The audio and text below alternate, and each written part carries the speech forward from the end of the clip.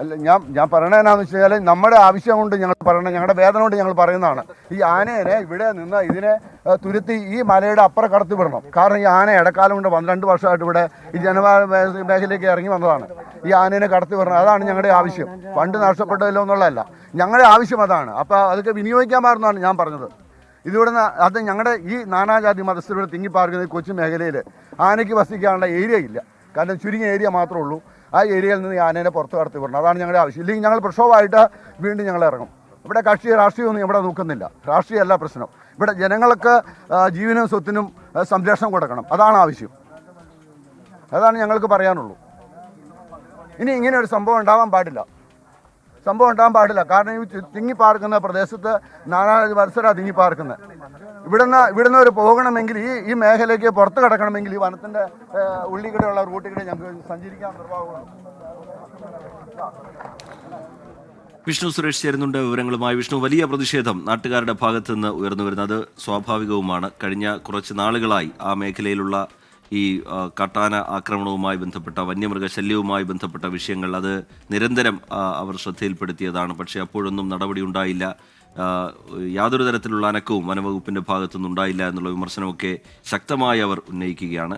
ഇങ്ങനെ ഒരു ജീവൻ നഷ്ടപ്പെടുമ്പോൾ ഉണ്ടാവുന്ന ചില നടപടികൾ എന്നതിനപ്പുറത്തേക്ക് ഒന്നും ഉണ്ടാവുന്നില്ല എന്ന വിമർശനം. എന്താണ് നാട്ടുകാർ ഒടുവിലായി വിശദീകരിക്കുന്നത് വിഷ്ണു?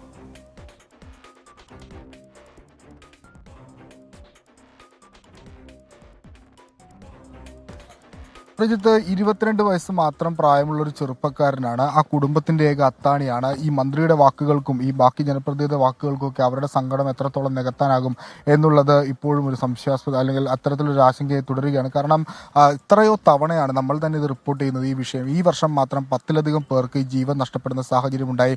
എല്ലാ തവണയും ഇത്തരത്തിലുള്ള മരണങ്ങൾ ഉണ്ടാകുമ്പോൾ വനംവകുപ്പ് ഒരു അന്വേഷണം പ്രഖ്യാപിക്കും, ധനസഹായം കൈമാറും. അതിനപ്പുറത്തേക്ക് ഒരു പ്രസ്താവന കൂടി നടത്തും, ഈ പ്രതിരോധ നടപടികൾ ശക്തമാക്കും, ഫെൻസിംഗ് അടക്കം നിർമ്മിക്കുമെന്ന്. പക്ഷേ ഈ ഇത്തരത്തിലുള്ള കാട്ടാന ആക്രമണങ്ങൾ വർദ്ധിച്ചുകൊണ്ടിരിക്കുന്നു.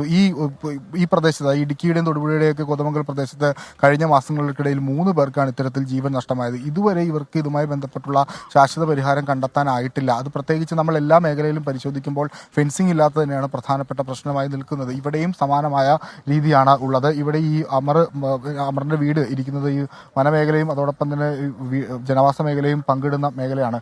ഇവിടെ ഇത്രയും കഴിഞ്ഞ 4 വർഷങ്ങളായിട്ട് ഇവിടെ ഈ കാട്ടാന ശല്യമുണ്ട്. ഈ ആളുകളോട്, അതായത് വനം വകുപ്പ് ഉദ്യോഗസ്ഥരോട് നിരവധി തവണ ഇവിടെ ഫെൻസിങ് സ്ഥാപിക്കണമെന്ന് ആവർത്തിച്ച് ഒരു പക്ഷേ കാല് പിടിച്ച് പോലും പറഞ്ഞിട്ടുണ്ടാവും ഇവിടുത്തെ ആളുകൾ.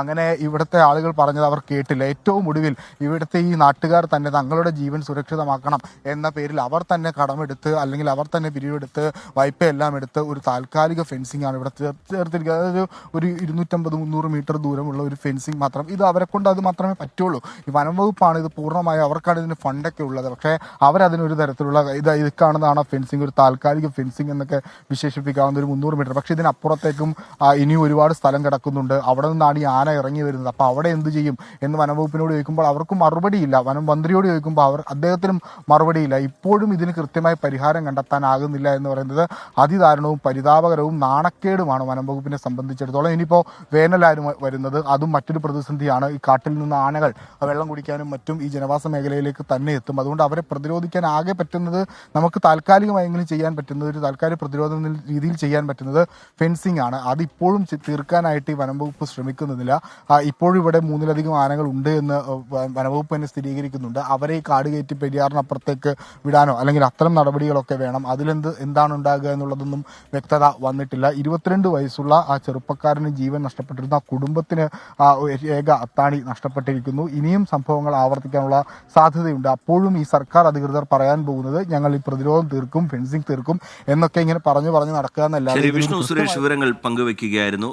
അടിയന്തര ഇടപെടൽ ഈ വിഷയത്തിൽ വേണം, ഒരു പ്രശ്നപരിഹാരം, ശാശ്വതമായ ഒരു പരിഹാരം ഈ വിഷയത്തിൽ വേണം എന്നുള്ള ആവശ്യമാണ് നാട്ടുകാർ മുന്നോട്ട് വെക്കുന്നത്.